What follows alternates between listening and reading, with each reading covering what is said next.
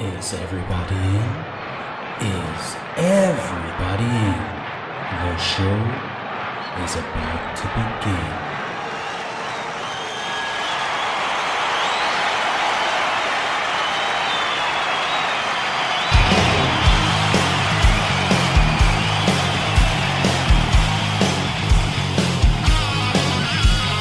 Welcome to the podcast, concerts that made us, interviews and stories, tales from the bus. We love taking you back to when it all went down, the greatest live shows and the cheering crowd sound. It's concerts that made us, concertsthatmadeus.com.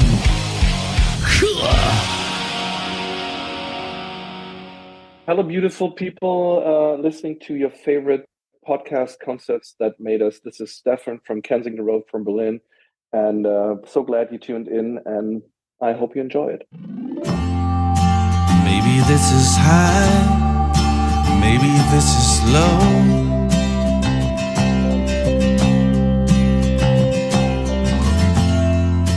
Maybe now it's time for me to go.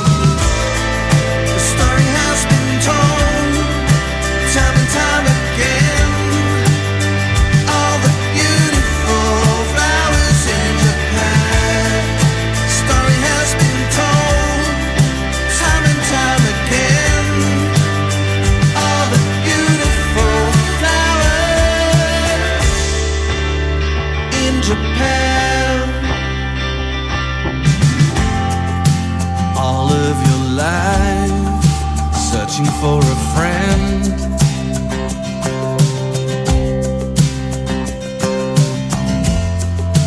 all of your life trying to understand. The distance seems so far, you're falling behind. All of your words are broken and hard to find. Oh, the story has been told time and time again. All the beautiful flowers in Japan. Story has been told time and time again. All the beautiful flowers in Japan. Oh, oh, oh, oh, oh, oh, oh, oh, oh. Time and time again. Oh, oh, oh, oh, oh, oh, oh, oh. All the flowers.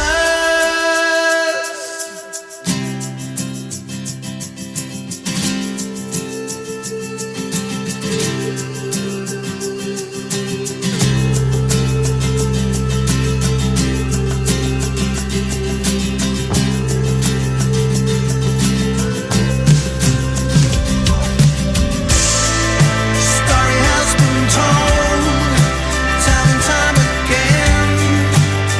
All the beautiful flowers in Japan. Story has been told time and time again. All the beautiful flowers in Japan.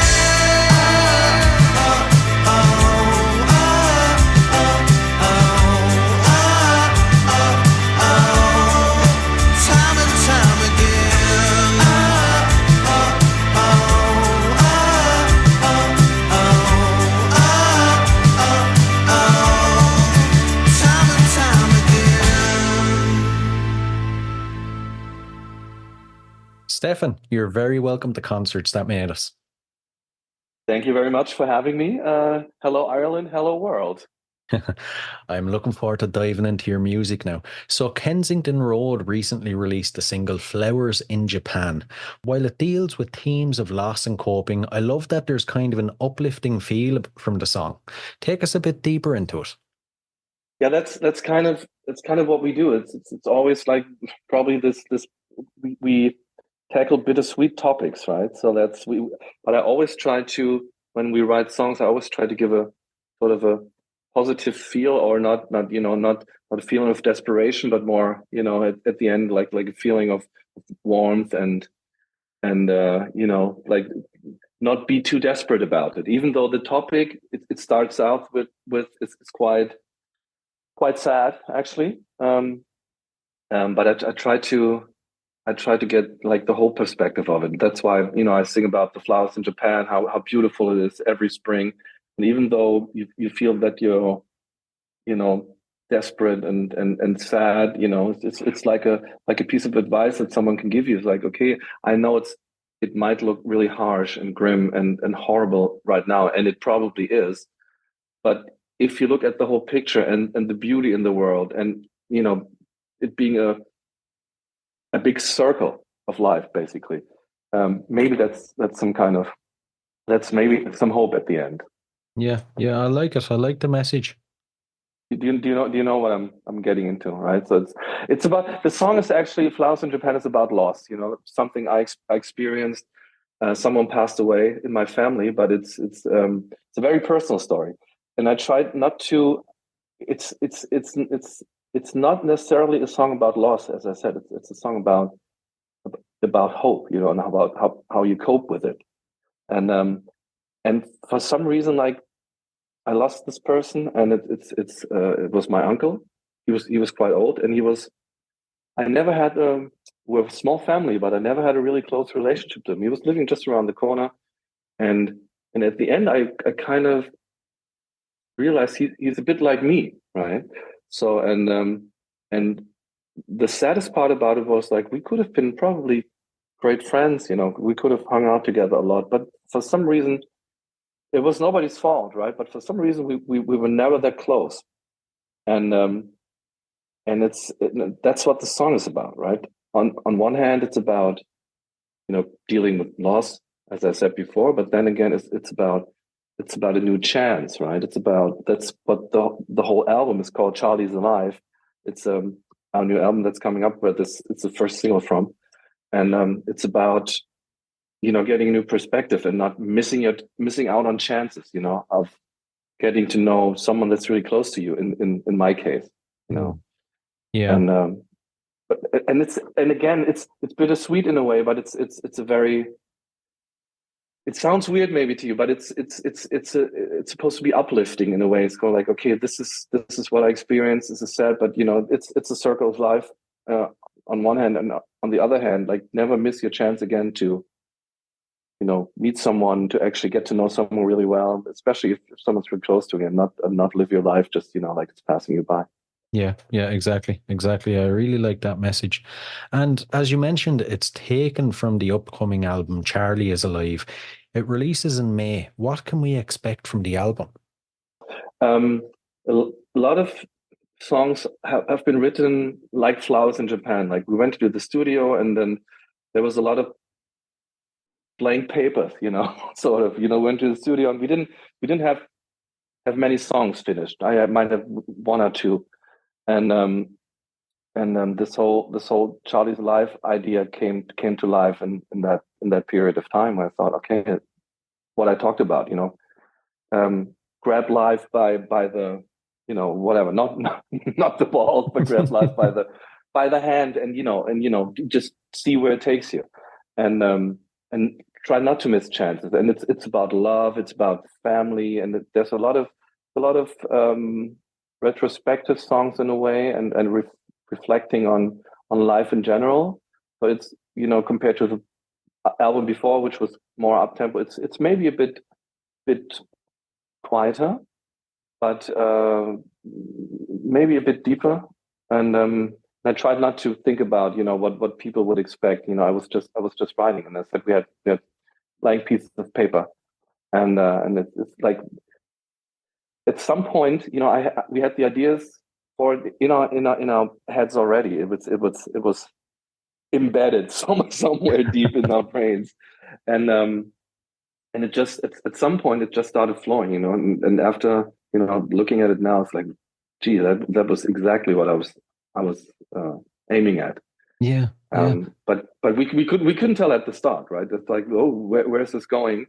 And it was at some point it was a bit scary because we didn't have that many songs, but like we always ended up with a good song in our for our film. So I hope everybody will like it, and especially now it's starting with the international. Like we were mainly around Germany and maybe bordering countries, but now we're going more international, and it's a good thing for us. And people seem to like it and take to Flowers in Japan. So I hope they will like the whole album.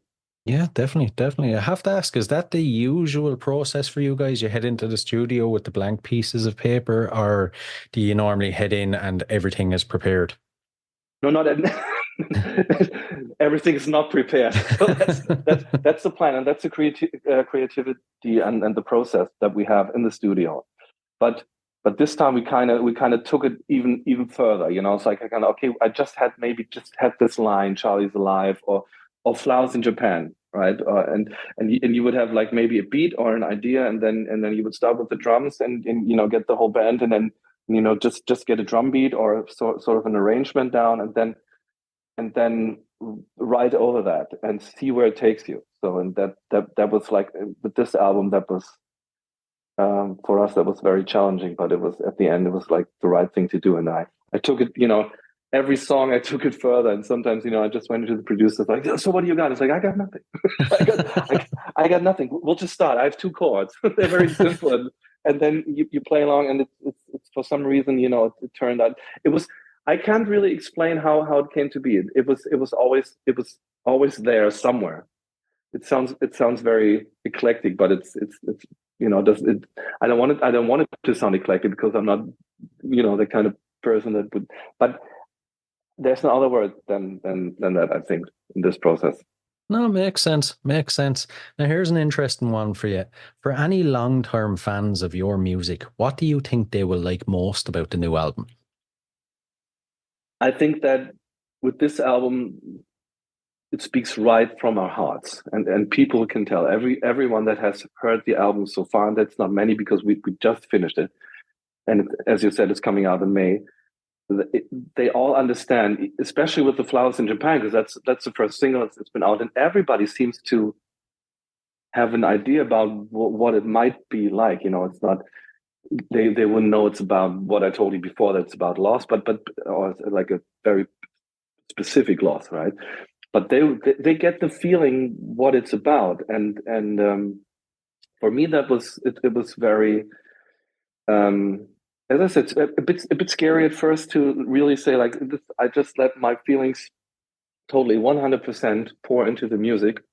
We always did that, of course, right? But at some point it was it's about rock and roll and rocking out, and this is very like this album is it's very, very intimate and very, very personal, and people seem to take to that. I tried not to say, okay, this is about this and this is about that. I kind of leave it open in the lyrics, but people seem to understand, and I think that's what they hopefully will like the most. That it's about that. It's 100% us. Yeah. Will you continue that kind of process then going forward? I know it's very early days to be thinking about afterwards, but for sure. We had so much. I don't want to say we had fun doing it because it was hard work for us. But definitely, I think this is for us. That's the way to go at the moment. But again, we'll leave it open. Let's see what happens next. Maybe I'll write a whole album and have it finished next time. But I don't really think so. It's probably gonna be like that. Right. At this stage, have you guys had a chance to play any of it live yet, or? No. The tour in the German tour will be starting in April. So we just started playing actually today and last week we started rehearsing, and we haven't played together since I think September, we were in the studio, right? But we took a little break from the festivals and the touring, and there was Christmas, and whoops, it's already mid-February, and but we started playing the new songs together for the first time yesterday, today, and last week, and also that was a great experience. But like we got together and haven't played in a long time, and when we get together, that's what most bands that are together longer period of time, or that get along really well.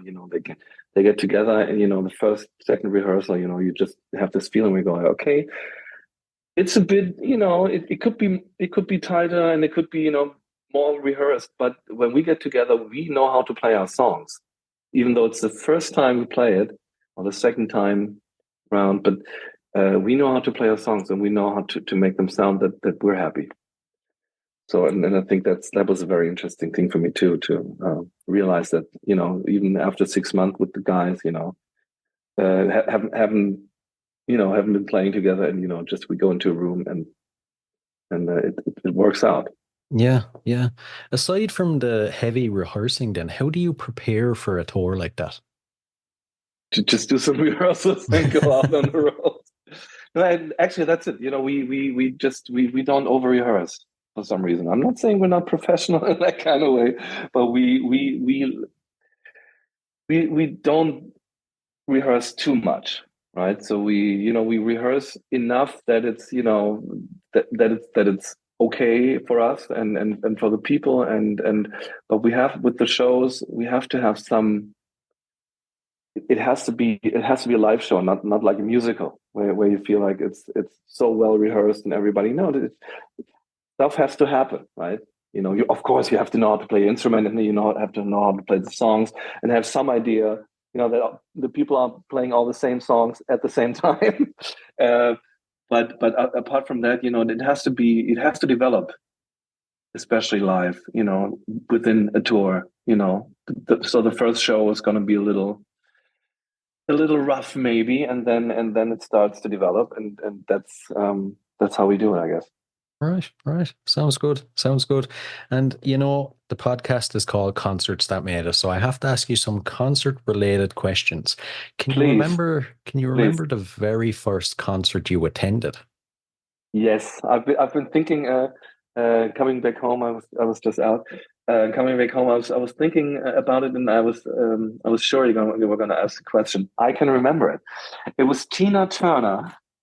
Wow. Yeah. It was a long time ago. I was a very young lad, and my mom, she worked in a hospital, and she took. They all went once a year. They went to a big concert. We have in Berlin. We have this big venue. It's like a open air stage in the forest. It's called Forest Stage, and it's quite a big venue. I think it's 25,000 seater, 22,000 seater, something like that. And there were always concerts back then in the summer, and that was Tina Turner. Nice. And it was awesome. It was awesome.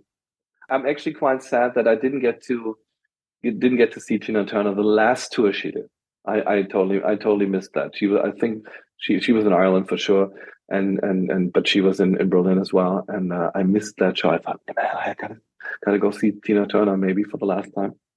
And unfortunately, that was the last time. Yeah, exactly. It's one hell of an introduction to concerts, though. And to go further, then, what was the last concert you attended? Probably Kensington Road. Right. The last concert I attended. Let me think. We just have. I have I have twin boys. They're 3.5 years old, so we haven't been out for quite some time. Right. Apart from maybe a football game in the afternoon. But the last concert I think was it was Midnight Oil. Last summer, Midnight Oil in Berlin, yeah, and that was great. They're an awesome live band. I saw them a long time ago, and an old friend of mine said, let's she always liked Midnight Oil, And I said, yeah, let's go. I like Midnight Oil too. And I didn't expect much, I must be honest. Um, but I was totally, it was a great show. The band played really well. It was a great concert. It was a Nice. great concert. And before Mm. that, I think it was Crowded House. Ah, And yeah, I was always a huge Crowded House fan. I think they're releasing a new album too in May. And I saw them in Berlin too. Yeah. nice, nice. And here's a tricky one now, but how would you say your local scene has influenced your sound? The local scene has not influenced our sound at all, Right. I think. I don't think so because Berlin is very cool, hip, quite German in a way, and very un-German in a different way. Right. I don't know what Irish people think when you say it's quite German. It's quite German. You probably go. It's I don't mean that. No, it's very international, modern, hip. A lot of rap and hip hop and very artsy indie. And our sound is more. I think maybe more international. And I think the international music scene. I was the Kensington Road. My name comes actually from Canada. I was living in Canada in Prince Edward Island on the East Coast. A lot of Irish, by the way. Went over to Nova. I'm saying Nova Scotia, but a lot of Irish went there too. And so it's in the northeast of East Coast of Canada, and I know a lot of Irish are on Boston, Massachusetts, and stuff. So, no, the Kensington Road derives from that area, and I was living there with some friends and starting to write music a long time ago, and dove into the music scene there. And I always listened to international music more than German music. Although we have great German musicians and great German music. I never got the idea to sing in German for some reason, and it never sounded. It always sounded like rock and roll music was always English speaking for some reason. Yeah, yeah, I get you. Is there much of a rock scene in Germany then? Because as an Irish person, when I think of Germany, I kind of think maybe dance and techno and we have a we have a very very vivid music scene, and yeah, dance and techno, of course. Like you have this. The Americans would probably call it a Euro trash, right? yeah, Like, yeah. that's but I think that's a lot of 90s, and I mean you probably have. I know music is imprinted in the Irish hearts. I know that, and actually a lot of people love Irish folk. By the way, we have a lot of Irish pubs that started opening in the 80s, 90s, and people just love Irish music. They really take to it in Germany. But it's I think like the really bad music that you think of dance and techno. That's been a long time ago, right? And I mean every country has people with bad taste in music, but I think right. So you can't help it. Maybe not in Ireland, but I'm sure we have our everywhere moments. else in the world, it's bad music. Um, is there any really bad Irish music? What's the typical where everybody goes, oh, it's so embarrassing. Oh God. People, we must not tell anyone. You Yeah. Oh God. must I have that suppose one it's person. subjective, but probably the old kind of country, Irish country style music. It's a Oh, bit okay, cringy and you okay. know. A bit. I'm not aiming for a bit cringy. I'm aiming for like major cringe, major. Like DJ Bobo, and I can say DJ Bobo. With all respect, he might be a great artist, and he's from Switzerland. He's not even German, right? So sorry, my Swiss friends. We love you, but DJ Bobo, I'm sorry. So this is probably what I'm talking about. You don't have that in Ireland. Uh So no, not that I can think of, but one of the most embarrassing musical moments in Ireland would be about 10 or 15 years ago. We sent a stuffed turkey puppet to represent us at Eurovision. oh, Do I remember that? I don't know. There's probably a reason you don't. I should Google it. You said it's not Turkish, but Yeah, that sounds very Irish too. right. So no, but I think there's a very very good and very cool music scene we have in Germany. You know, a lot of guitar bands and very modern, and yeah, there's a very diverse music scene also, right? It's not dance music or anything. You know, there's a lot of cool guitar bands who, you know, do all that kind of stuff. So, but no, we have that. Yes. Nice. Good to hear. Good to hear. And Yeah. for any listeners that haven't caught one of your shows in the past, what can they expect? Lay it all out for them. Everything. Okay. Well, it's a rock and roll show. Like we see what happens, how how the audience respond to it. We try to get some quiet songs into it and play some upbeat rock songs, and hopefully, we lock the doors and let everybody have a good time for 2 hours. And hopefully everybody will go home with a smile, and we appreciate that they spend their money for us, and share an evening with us, and at the end, hopefully, we met new friends. So that's basically what we're aiming at. I like it. I like it. And if you think of all the gigs you've played in your career, is there one that sticks out above the rest as maybe the most perfect? Perfect. My mom has a saying that perfect is. Let's see if it translates if it translates to English. Like, perfect is the enemy of the good. Is there Right. sort of is there is there a saying like that in English? So it doesn't have to be perfect. If it's good, if you can aim for perfect, but humans are never perfect, right? Hmm. There might be perfect moments where you go like that are very short-lived, where you go like, "Ooh, that was really," but it doesn't have to, you don't aim for that. I mean, if you have a good or even great night, um that's that's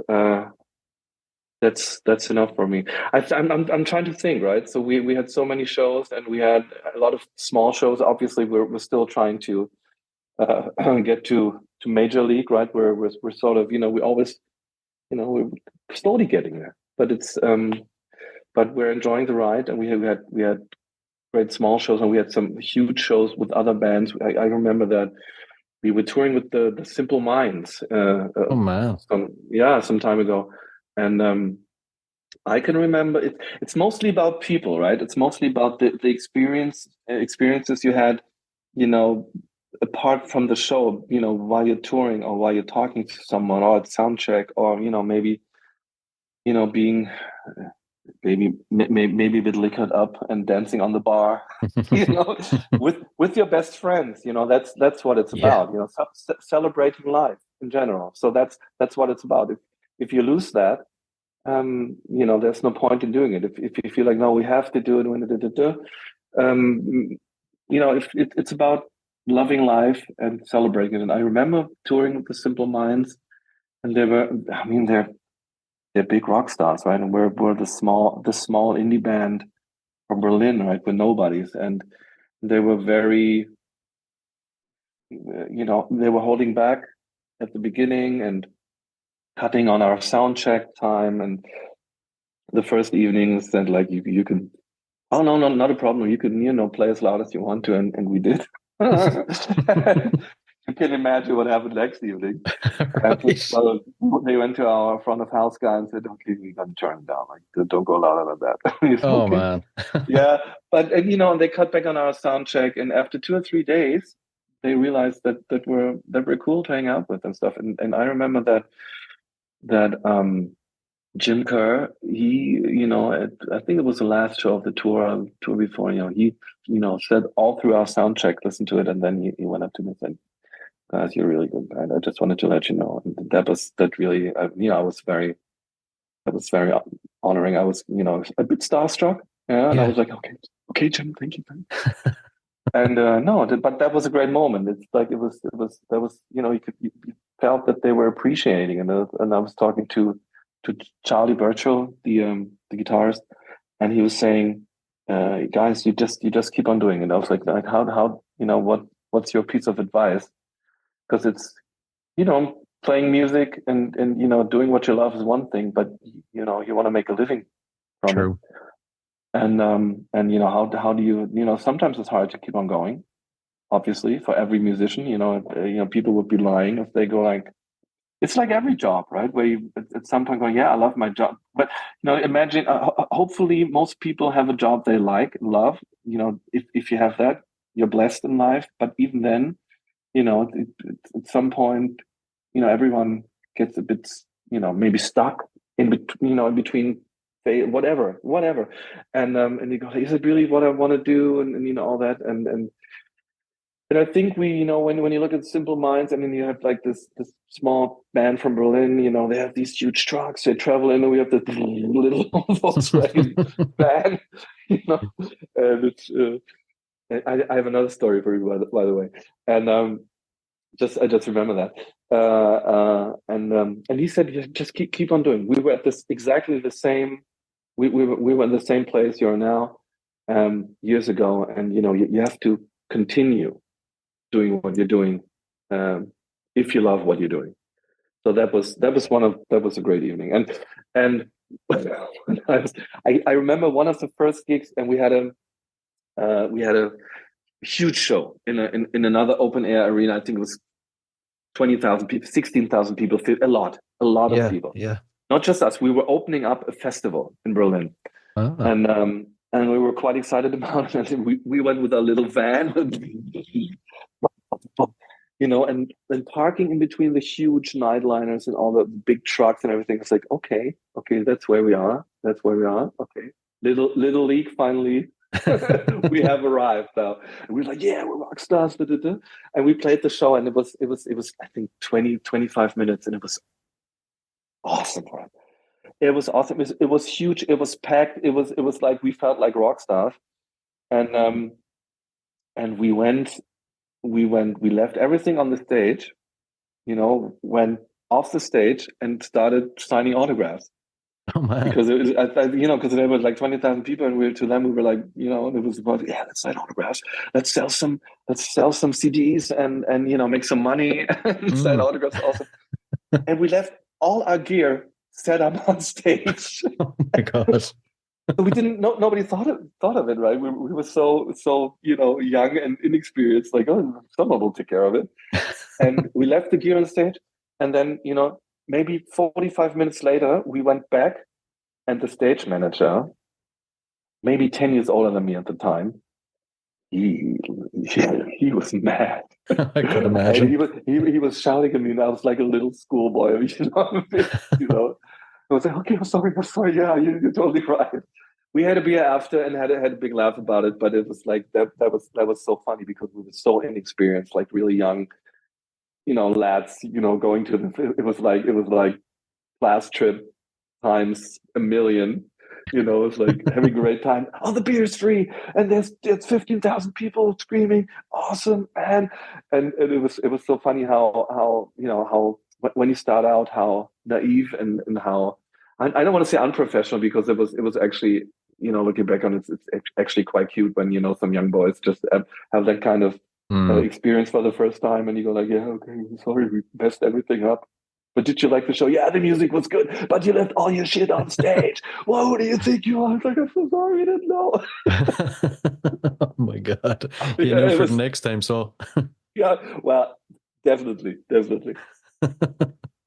And, when it comes to showtime, how do you psych yourself up beforehand? And then afterwards, how do you wind down? Psyching up is, I always try to warm up my voice. And I never do, because there's always someone running around, and I feel like an idiot going. Bah, bah, bah, bah, bah, bah, bah, bah. So I think we tell dirty jokes and make stupid faces and run around and talk weird stuff, and then we'll just play the show. And after it's still a lot of work, you're right, because we don't have the big road crew. We have some people helping us, but we don't have this, so winding down is setting up, getting the gear off the stage, and just talking to some people. We talk to people. That's what we do. Fans are, the audience is still around. We'll have a beer, we'll sign some CDs and talk to people. That's winding down, and that's what we do it for. Actually, it's you gotta like people, Yeah. Yeah. playing music. You gotta, if you're in that business, and I don't have to personally. I don't have to like everybody, but playing music, you have to like to be around people. Is that correct? Yeah.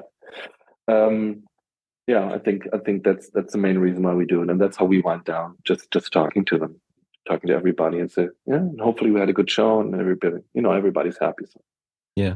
Yeah. And here's an interesting one for you then. What's one thing you would change about being a musician? Money. I thought you'd say that. What would I change?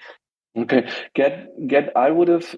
We took an awful long time to get our first record out.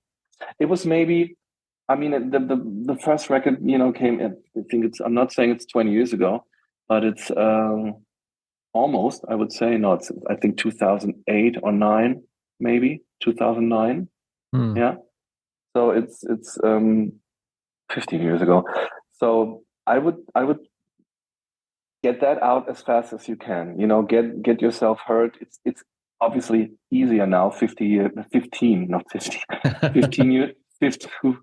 15 years later with all the social media and stuff. But make your music, record it, and put it out as fast as you can and as professional as you can. Don't wait for someone to come around, give you a record deal. I mean, it's nowadays it's even harder than 15 years ago. But don't waste your time waiting. Play your music and try to, if you love it, find someone that likes what you're doing and make a record as fast as you can and put it out. But make sure it's the best you can do. Not the home record like a lot of people do these days, and it sounds crappy, and that's not what you want. Get a decent recording of the band, put it out, and see if people like it, and then do another one. I would have done that faster. I think we waited a long time, and then went to the studio and did some songs, and then we lost a lot of time doing that. Yeah, great advice there. Great advice. But I feel like, that's your journey. That's the way it was supposed to be for you guys, that you wouldn't be here now if it was different. Definitely. I think so too. But if I don't know if there's a shortcut, and if it's maybe ask me again in 20 years. I don't know if you want the shortcut, if there is a shortcut, would it be wise to take it? Or is the journey, that's what makes you in the end? I haven't figured that out, but I know the album that we did now, the Charlie's Alive, and also the last one, which was quite successful in Germany. It's worth listening to, by the way. It's called Sex Devil's Ocean, the last album that came out in 2021. So maybe if you get a chance to listen to it, I think it's worth listening to. But I think the albums this one and the last one, I wouldn't have been able to write and record if 10 years before, 10 years earlier. I wouldn't have. Definitely not. I was in a totally different place, and so maybe it's you have to take the journey. And with some people, it's faster. But I think most musicians, most musicians that I love and like and admire, they had a long journey to where they are now, obviously. And there's very, very few that kind of had this overnight success. I think. Do you know? Like, I'm just trying to think. Like, if of all the big names that we know, is there anyone that had overnight success or within a year? I actually heard a very interesting thing about the whole overnight success thing before, and it's a myth. Apparently, it doesn't happen for anyone. You see this person that just blows up, but you don't see the 5 years behind that when they were struggling to make it. Yeah, exactly. exactly. You kind of go like, like why? You see someone on a big TV show, or like, and they appear out of nothing, out of nowhere, out of thin air, basically. They just go, like, and then you realize when you start going into the biography, you go like, no, he's been around forever. He's been doing it since high school, probably, or school days, and he had a band there. I think maybe for some reason Coldplay, I think, that was quite quick. I think, Yeah, they actually, was it like maybe, I and feel I like you think, could be right. Yeah. and maybe Oasis too. Yeah. Yeah. Yeah. Is it I think probably? so. With Oasis, I think there was kind of a scene for them building at the same time Yeah, that they came yeah, yeah, about, yeah, wasn't it? yeah, They broke with a scene and a couple of other bands at the time. yeah, yeah, yeah. With this attitude as well, they were so. But yeah, I'm not messing with Coldplay. Oasis. I'm just mentioning big names. Even with DJ Bobo, I was hating on before. It's like, if I would have just sold like 1% of the records that we sold, I'd be happy. But Yeah. I'm just saying, But no, but I admire Oasis, so I have to. And there's no hard feelings about that. So, but I'm just thinking they were. I think with the first album they got huge success.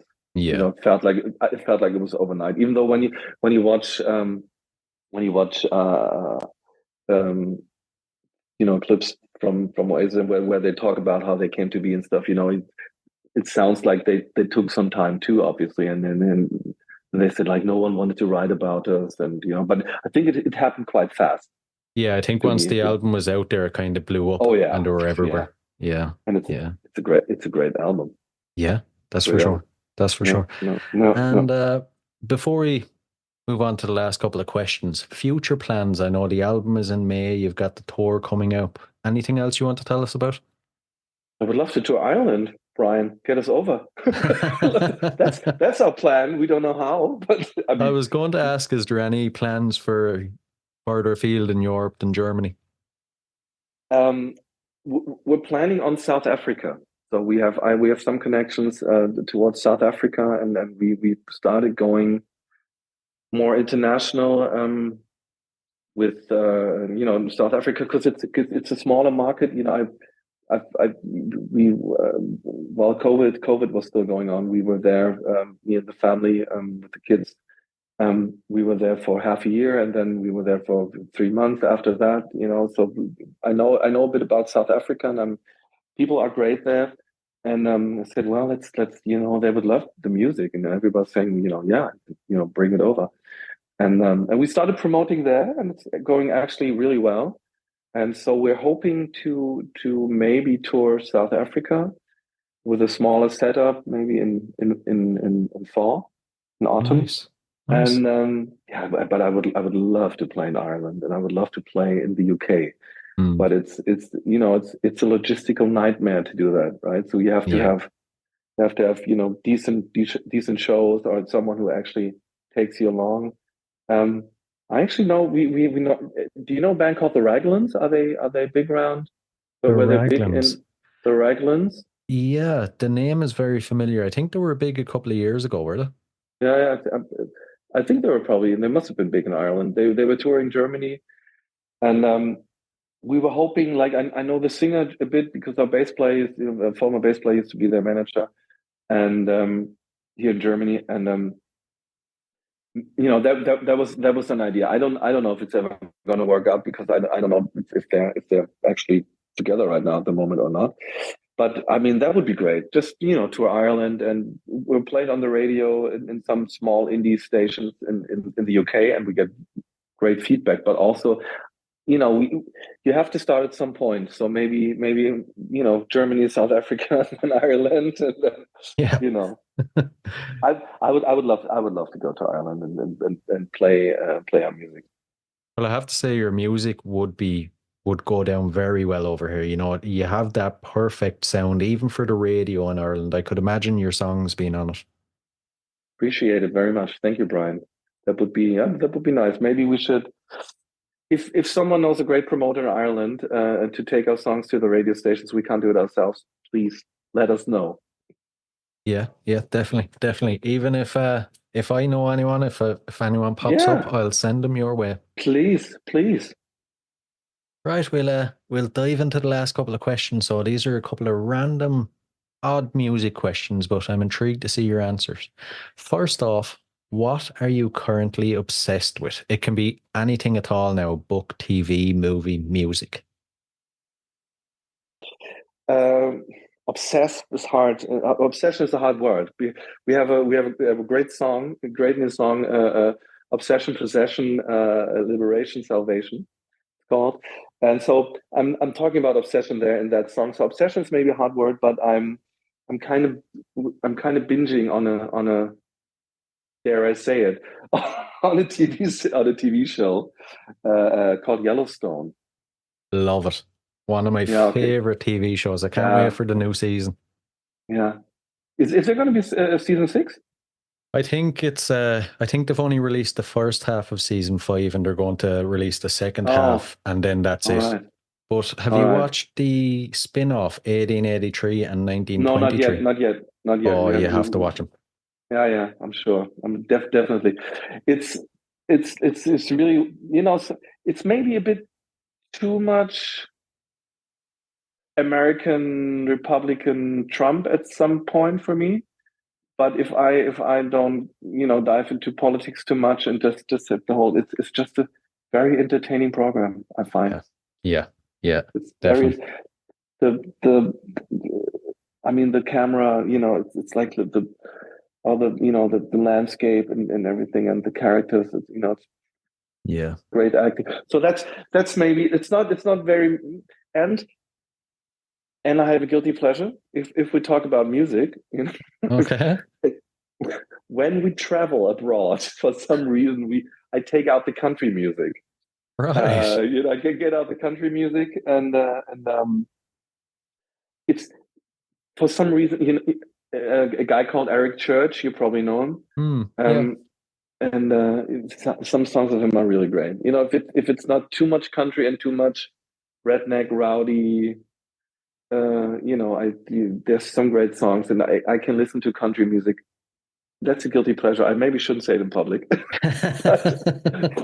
That's not the music we play, but it's that. But that's I'm not saying I'm obsessed with it. It's a guilty pleasure, and it pops up now and then I listen to it for 2 weeks. Obsessive 2 weeks, Yeah. and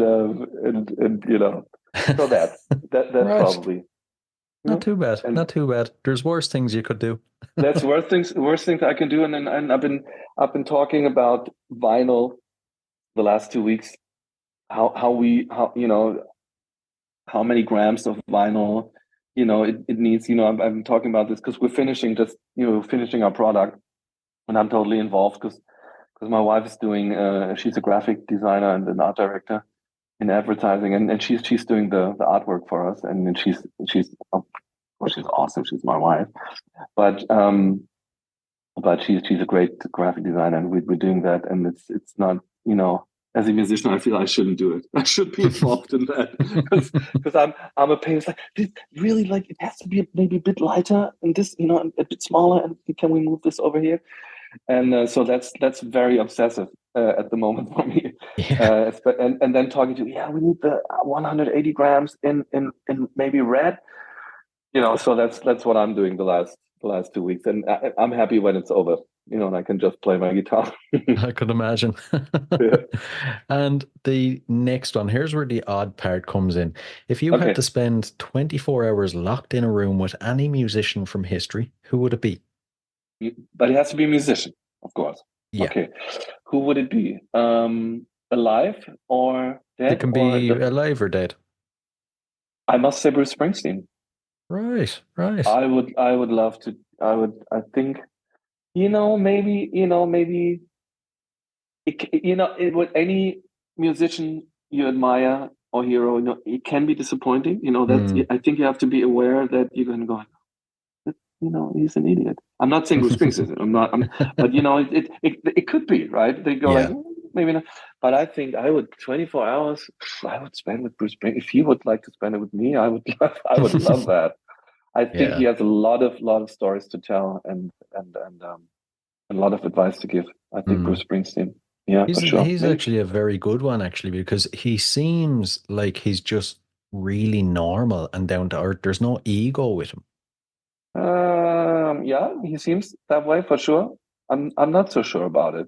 He he he played the big football stadium in Berlin, and uh, I was friends with. I don't think he works there anymore. I was friends with the sort of stadium manager, and he said, "Yeah, well, Bruce Springsteen's playing, and he got us the best tickets, like." And he said, "No, he went with a Mercedes limousine into the to the center of state. Yeah. He didn't walk. He was 200 meters. He had to be driven by a Mercedes limousine. So Right. I'm not so sure about the ego, right? I'm not so Yeah. sure, but he seems down to earth, and then again, he's American, right? So Mm. I mean, we love Americans, especially in West. I'm from West Berlin, and they really, in history, they were really kind to us and helped us out. So we're friends with the Americans, but they can be a bit superficial. That's at least that's the prejudice we Germans have about Americans. But we like the American way a lot. But it wouldn't surprise me if this whole Bruce Springsteen down to earth, if that's his thing. That's His a tool gimmick or to whatever. his Yeah. gimmick or whatever. But let's say it's not. I would definitely love to spend it with Bruce Springsteen because he seems like a great guy, and he's just the boss man. Yeah. He's got some piece of advice for everyone. So Good one. maybe him, maybe Bob Marley as well. That would be Yeah. if I could pick, second one, maybe Mm. Bob Marley It's a good one, would be actually. nice. He'd be Yeah, fairly chilled out. chill. Yes, yes. Or what? But I think this whole politics, we overcome it with music and love, and that when what he did at the time, for Jamaica, and like a torn country, and I think that would be very interesting to what he has to say. Yeah, definitely. Definitely. And the final one, so what is your go-to album? My go-to album, I have a couple ones. Definitely Counting Crows, August and Everything After. Nice. That's definitely one of my albums, and I have to.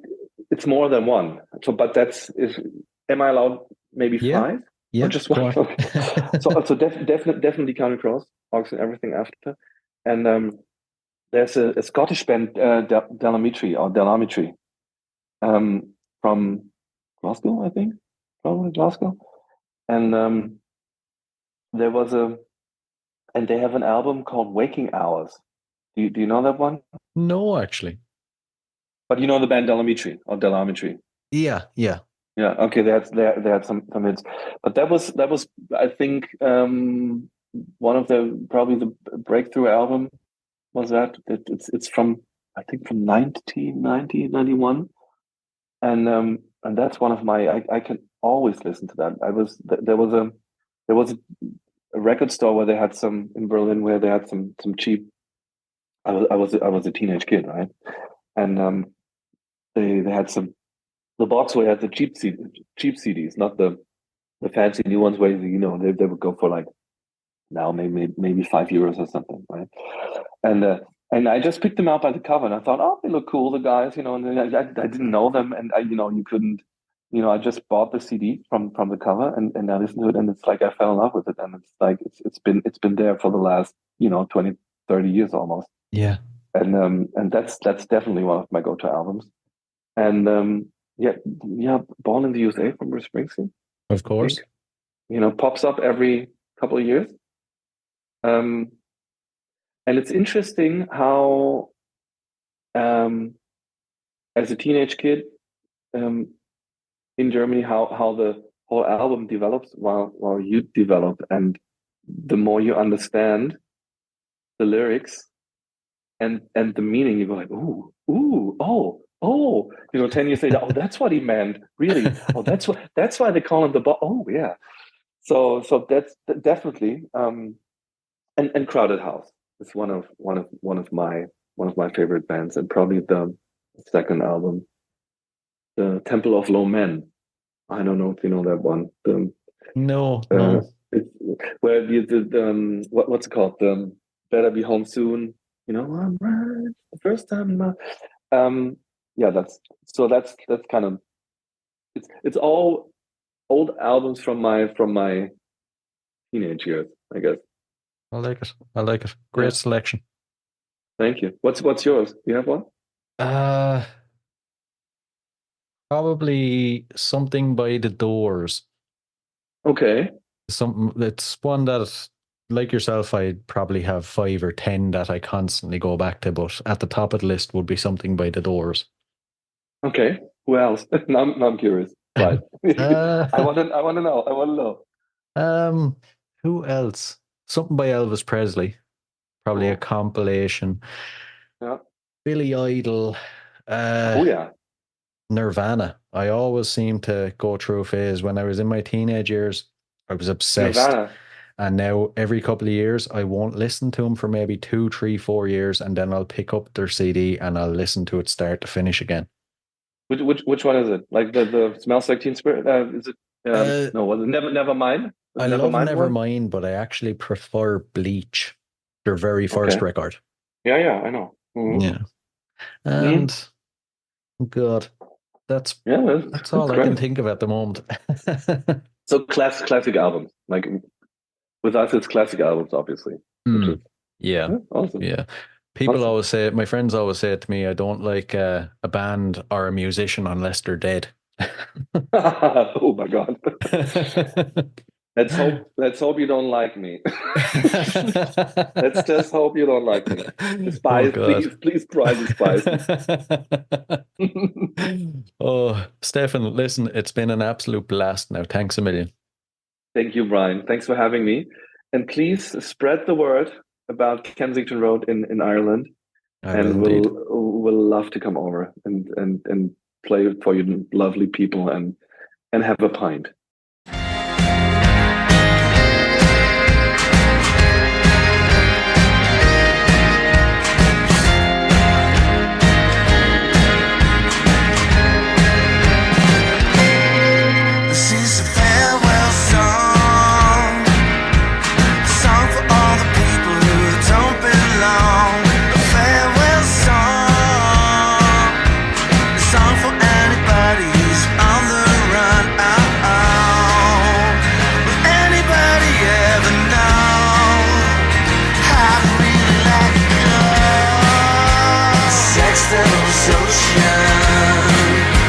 Sex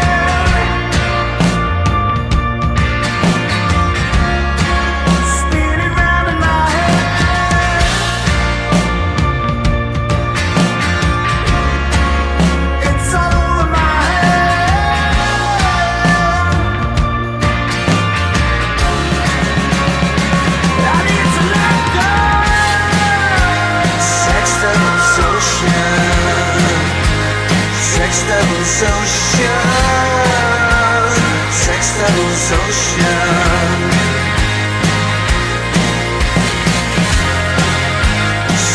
Devil's Ocean. Sex Devil's Ocean. Sex Devil's Ocean. I need to let go. Hey guys, I really hope you enjoyed this episode. If you did, please rate and review us on iTunes and Spotify. And if you're interested in signing up to Band Builder Academy, use the link in the show notes below and enter the code CONCERTS and you'll receive 10% off. So, until next time, keep rocking.